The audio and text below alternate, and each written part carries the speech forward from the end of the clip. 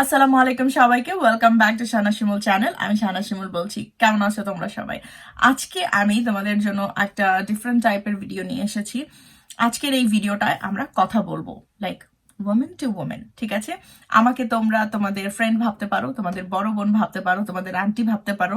দুই একদিন আগে একজন দেখলাম আমাকে নানিও ডেকে গেছে। সো যেটাই হোক, অ্যাজ এ ওমেন আমি তোমাদেরকে আজকে কিছু মেয়েলি কথাবার্তা বলবো, যেটা হয়তো আমরা অনেক সময় ফ্যামিলির মানুষজনের সাথে শেয়ার করতে লজ্জা পাই, বা ইউনো বয়স হওয়ার সাথে সাথে আমরা মনে করি যে ওকে, এটা কি জিজ্ঞাসা করা যাবে, এটা কি স্বাভাবিক, এটা কি নর্মাল, এটা কি অ্যাবনর্মাল, কি মনে করবে। সবার বাসায় হয়তো বড় বোন ছোট বোন থাকে না, সবার মার সাথে হয়তো মেয়েদের সম্পর্ক অতটা ফ্রেন্ডলি হয় না যে এসব নিয়ে কথা বলবে, বাট অনেক ক্ষেত্রেই হয়। প্রথমত আমি তোমাদের যে সাজেশনটা দিব, যে মেয়েলি যে কোনো প্রবলেমে সবার আগে ফ্যামিলির কারোর সাথে শেয়ার করো। সেটা যার সাথেই হোক, যার সাথেই তোমার সম্পর্ক ভালো। এটা হতে পারে তোমার বোন, তোমার খালা, তোমার মা। যেমন আমি যখন ছোট ছিলাম, পার্সোনালি আমি আমার খালা মানে কনা আন্টি, আমার আন্টির সাথে আমি অনেক কিছু শেয়ার করেছি, ঠিক আছে?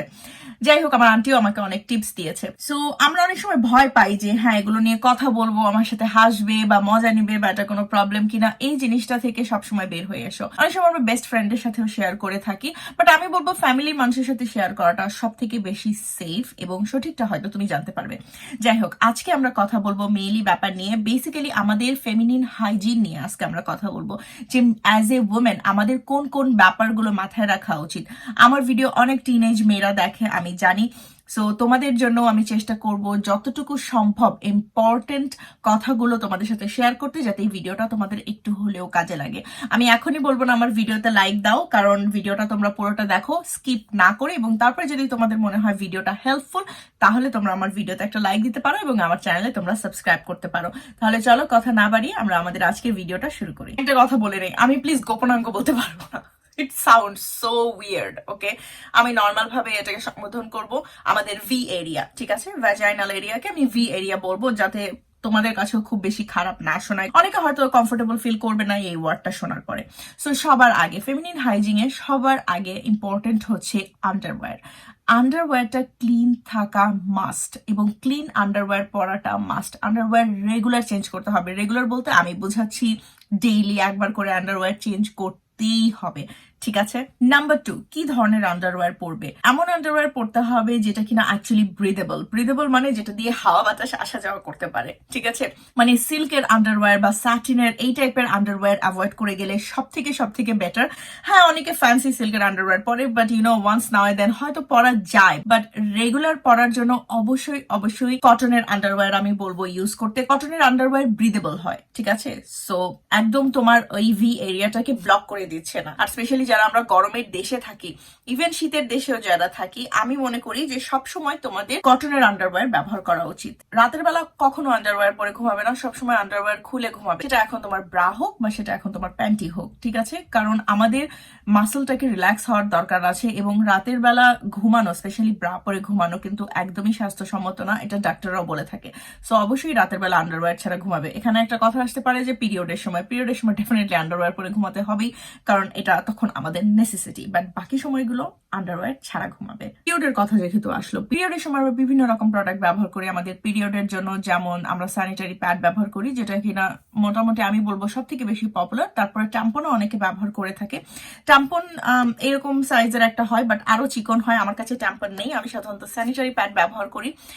স্যানিটারি প্যাড ব্যবহার করলে একটা জিনিস খেয়াল রাখবে, যে স্যানিটারি প্যাডে উইং লাগানো আছে। উইং লাগানো থাকলে যেটা হয়, যে তোমরা যখন স্যানিটারি প্যাড গুলো ব্যবহার করবে, ওটার যে উইংটা থাকে ওটা তোমরা তোমাদের প্যান্টির অ্যারাউন্ডে লাগাতে পারবে, ঠিক আছে? এবং এটা সেফও অনেক। আর ট্যাম্পনের কথা যেটা বললাম, ট্যাম্পনও অনেক ইউজ করে। ট্যাম্পন সাধারণত ভি এরিয়ার মধ্যে ইনসার্ট করতে হয়, এবং একটা নিচে ছোট সুতা থাকে যেটা দিয়ে পরে টান দিয়ে খুলে ফেলতে হয়। সো এটা যেটা হয়, আমাদের পিরিয়ড যেটা সেটাকে অ্যাবজর্ভ করে নেয়। আর আরেকটা হচ্ছে, সেটা হচ্ছে মেনস্ট্রুয়াল কাপ, যেটা কিনা অনেক আগে থেকে চলে আসছে, বাট ইদানিং সোশ্যাল মিডিয়াতে এটা নিয়ে অনেক বেশি কথা শোনা যায়।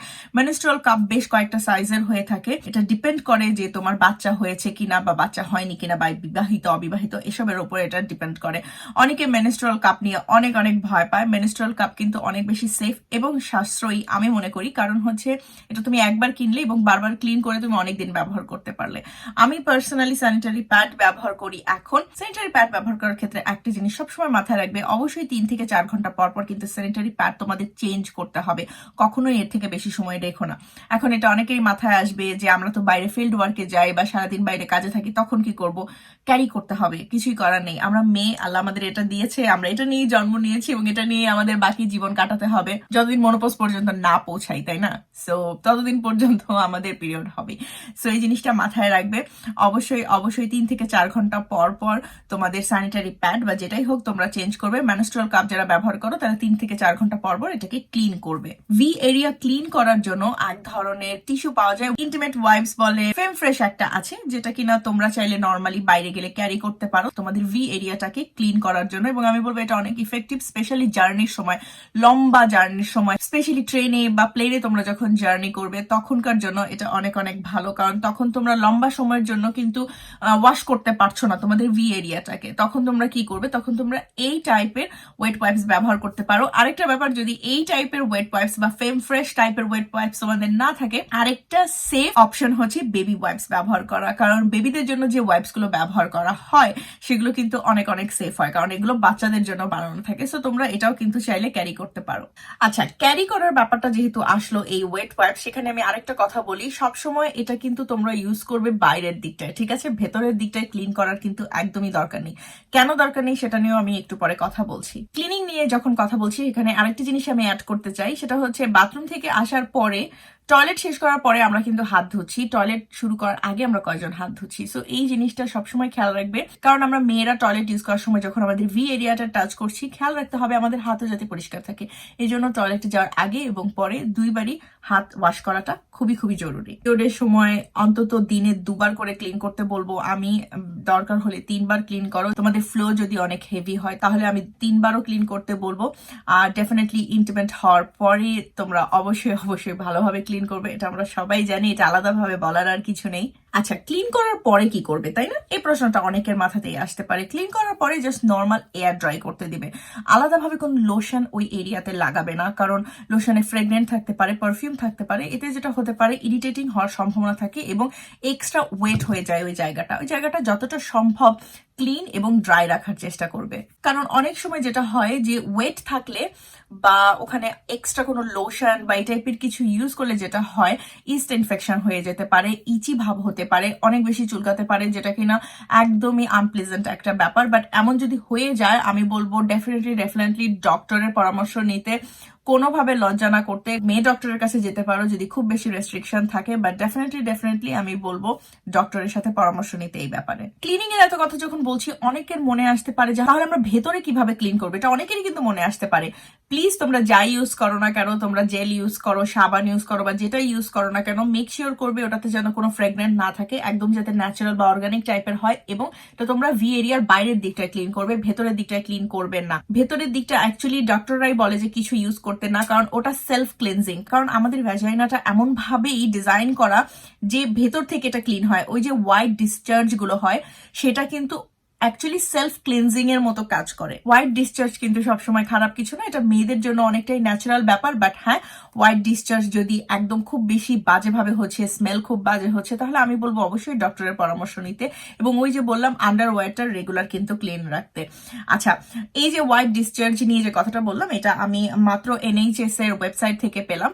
সো আমি নিজে ডক্টর না, সো আমি খুব ডক্টরি তরিকায় একদম ডিটেলসে বলে বোঝাতে পারবো না। বাট আমি যতটুকু বলছি আমি রিসার্চ করে বলছি, যাতে তোমাদের কাছে আমি কোনো ভুল তথ্য পৌঁছে না দেই। আমাদের ভি এরিয়াতে সব থেকে বেশি ব্যাকটেরিয়া থাকে আমাদের শরীরে আফটার আওয়ার বাউল, ঠিক আছে? এবং ওই ব্যাকটেরিয়াগুলো কিন্তু ভালো ব্যাকটেরিয়া মানেই খারাপ না। ওই ব্যাকটেরিয়া যেটা করে আমাদের ভি এরিয়ার পিএইচ ব্যালেন্সকে ঠিক রাখে। এজন্য ভেতরে আলাদাভাবে কোনো শাওয়ার, পারফিউম এগুলো ইউজ করতে মানা করা হয়, তাহলে পিএইচ লেভেল কিন্তু কম বেশি হতে পারে, যেটা কিন্তু শরীরের জন্য ভালো না। সো বাইরের দিকটা সবসময় ক্লিন রাখাটাই আমাদের জন্য জরুরি। আচ্ছা, এবার আরেকটা কথায় আসি, একটু উপরের দিকে উঠি। সেটা হচ্ছে আমাদের ব্রেস্টের দিকে যাই, ঠিক আছে? অনেক মেয়েরা আছে যাদের ব্রেস্ট অনেক বড় হয়। সো গরমের দিনে যে প্রবলেমটা হয় সেটা হচ্ছে বুব সোয়েটিং হয়, মানে ব্রেস্টের নিচের দিকে বা মাঝের দিকে অনেক বেশি সোয়েট করে। এবং যদি নাও হয় তাও ব্রা পরলে গরমের দিনে কিন্তু অনেক সোয়েট হয়। সেক্ষেত্রে আমি তোমাদের একটা টিপস দিতে পারি, সেটা হচ্ছে ডিওড্রেন্ট ইউজ করতে পারো তোমরা ওই জায়গায় খুব বেশি সোয়েটিং হলে। এবং ডেফিনেটলি দিনে একবার গোসল করা তো মাস্ট, আমাদের স্কিনের জন্য এটা অনেক অনেক হেলদি, এটা তো আর বলার দরকার নেই, এটা আমি শিওর সবাই জানো। আচ্ছা, এবার আর একটু ডিপে যাই, সেটা হচ্ছে বার্থ কন্ট্রোল নিয়ে আমি কথা বলি, বার্থ কন্ট্রোল ডেফিনেটলি ডক্টরের পরামর্শ নিয়ে নেওয়া উচিত। ডক্টরের পরামর্শ ছাড়া কখনোই বার্থ কন্ট্রোল খাওয়া উচিত না, কারণ এতে তোমার পিরিয়ডের যে সাইকেলটা সেটা কিন্তু চেঞ্জ হয়ে যাওয়ার অনেক বেশি পসিবিলিটি আছে। আবার অনেকের পিরিয়ড যাদের ইরেগুলার হয় তখন ডক্টর তাদেরকে পিল সাজেস্ট করে, বাট আমি বলবো এটা কমপ্লিটলি আপনি ডক্টরের কাছে গিয়েই কিন্তু তোমাদের এই সাজেশন গুলো নেওয়া উচিত। আমি যখন কন্ট্রাসেপটিভ নিতাম তখন আমি যেটা করেছি, আমি ডক্টরের কাছে গিয়েছি, ওখানে নার্স থাকে অ্যাকচুয়ালি হসপিটালে, নার্সরাই সাধারণত তারা কন্ট্রাসেপটিভ পিলটা সাজেস্ট করে, কিন্তু পুরো হিস্ট্রিটা জেনে সবকিছু করে তারপরে তারা পিলটা সাজেস্ট করে, এবং আমি মনে করি এটাই করা উচিত। আচ্ছা, কন্ট্রাসেপটিভ পিলের অনেক সাইড ইফেক্ট থাকে, এটা ডেফিনেটলি ডিপেন্ড করবে তোমার বডির উপরে এবং ডিপেন্ড করবে তুমি কোন পিলটা নিচ্ছ সেটার উপরে। বাট বার্থ কন্ট্রোল পিল যেটা করতে পারে তোমাদের ভি এরিয়াটাকে কিন্তু অনেক ক্ষেত্রে ড্রাই করে দিতে পারে, সো এই জিনিসটা খেয়াল রাখো এবং অবশ্যই এইসব ব্যাপারে ডক্টরের পরামর্শ নিও। আচ্ছা, এখন হচ্ছে যে আমাদের ভি এরিয়ার আমরা হেয়ার গুলো কিভাবে রিমুভ করব, তাই না? কারণ আজকাল ব্রাজিলিয়ান ওয়্যাক্সিং যেগুলো দেখি কি সুন্দর স্মুথ ক্লিন হয়ে যায়। ওয়েল, তোমরা যদি এতটা পেইন নিতে চাও, কারণ ওই জায়গাটা অনেক বেশি সেন্সিটিভ, ডেফিনেটলি তোমরা নিতে পারো, কারণ অনেকে ওয়্যাক্স করছে। কিন্তু সেটা যদি করতে না চাও, লেস পেইনফুল চাও, তাহলে ডেফিনেটলি রেজার হচ্ছে সব থেকে বেস্ট অপশন। আমি পার্সোনালি রেজার ব্যবহার করি, কারণ আমার কাছে মনে হয় রেজারটা সব থেকে সেফ এবং বেটার অপশন এবং সাশ্রয়ীও। তুমি ঘরের মধ্যে যখন খুশি তখন রেজার ইউজ করতে পারছো। এক্ষেত্রে আমি একটা কথা বলে রাখি, ছেলেদের রেজারটা কিন্তু অনেক ভালো। আজকাল মেয়েদের রেজার গুলো যেগুলো ডিজাইন করা হয় ওপরে নিচে কিন্তু প্যাড টাইপের দেওয়া থাকে, লাইক সোপের প্যাড দেওয়া থাকে, যেটা কিনা অ্যাকচুয়ালি আমাদের স্কিনের জন্য ডিজাইন করে বানানো হয়েছে। কিন্তু ছেলেদের রেজার গুলো আমি দেখেছি ভালো কোয়ালিটির গুলো, ওকে, আমি কিন্তু খারাপ কোয়ালিটির কথাগুলো বলছি না, ছেলেদের ভালো কোয়ালিটির রেজার গুলো দেখেছি যে অ্যাকচুয়ালি স্মুথ ভাবে শেভ হয়ে যায়। তার একটাই কারণ, ছেলেদের রেজার গুলো ডিজাইন করা হয় ছেলেদের দাড়ির জন্য, মোচের জন্য, রাইট, তাদের কোর্স হেয়ারের জন্য, এবং আমাদের ভি এরিয়ায় কিন্তু হেয়ার গুলো অনেক বেশি কোর্স থাকে, ঠিক আছে? সো ছেলেদের রেজার তোমরা ট্রাই করে দেখতে পারো, বাট আবারও বলছি ভালো কোয়ালিটির যাতে হয়। এবার আরেকটু সিক্রেট কথা বলবো, সেটা হচ্ছে স্মেল। ইয়েস, স্মেল নিয়ে কিন্তু অনেকেই টেনশনে থাকে, স্পেশালি যাদের সেক্স লাইফ অ্যাক্টিভ, যাদের পার্টনার আছে, তাদের জন্য কিন্তু এই জিনিসটা খুব বেশি তারা এগুলোকে গুরুত্ব দেয় যে স্মেলটা কি হচ্ছে। ওয়েল, এটার ক্ষেত্রে বলা হয় যে স্মেল সেটাই হবে যেটা কিনা অ্যাকচুয়ালি তোমার বডির মধ্যে আছে, মানে তুমি যা খাচ্ছ স্মেলটা তেমনই হবে। যেমন কিছু ফ্রুট খেলে স্মেলটা নাকি অ্যাকচুয়ালি ভালো হয়। ওয়েল, একটা স্পেসিফিক স্মেল আমাদের ভি এরিয়ার আছে যেটা আমরা চাইলেও কখনো চেঞ্জ করে একদম জেসমিন ফুলের স্মেল তো আনতে পারবো না, বাট স্মেলটা যাতে নর্মাল হয়, খুব বেশি বাজে না হয়, সেই জন্য যেটা করতে পারো, পাইনাপল খেতে পারো, ম্যাঙ্গো খেতে পারো, স্ট্রবেরি খেতে পারো, এগুলো বেশি খেতে পারো, তাহলে স্মেলটাও সুন্দর হবে। আর হচ্ছে প্রচুর পানি খেতে হবে। আমরা কিন্তু সবাই জানি যে যেদিন আমরা কম পানি খাই সেদিন আমাদের ইউরিনের কিন্তু স্মেল বাজে হয়, সেদিন আমাদের ইউরিনের কালারও চেঞ্জ হয়। আর যেদিন আমরা একদম রেগুলার পানি খাই, যতটুকু পানি আমাদের দরকার, তখন কিন্তু ইউরিনের কালারও চেঞ্জ হয় না, ইউরিনের স্মেলও চেঞ্জ হয় না। সো এই জিনিসটা কিন্তু মাথায় রাখতে হবে, পানি খাওয়াটা মাস্ট। আর যে ফ্রুটগুলোর নাম বললাম ওগুলো কিন্তু ট্রাই করতে পারো। আচ্ছা, ইউকেতে একটা টেস্ট করা হয় যেটাকে বলা হয় সার্ভিক্যাল স্ক্রিনিং টেস্ট, যেটা কিনা অ্যাকচুয়ালি স্মিয়ার টেস্ট। এটা আমি শিওর না বাংলাদেশে করায় কিনা, ডেফিনেটলি করানোর কথা। বাংলাদেশে যদি করায় আমি বলবো যে এটা তোমাদের অবশ্যই করে ফেলা উচিত। এটা 24 থেকে 64 বছরের যে নারীরা থাকে তাদেরকে করতে বলা হয়।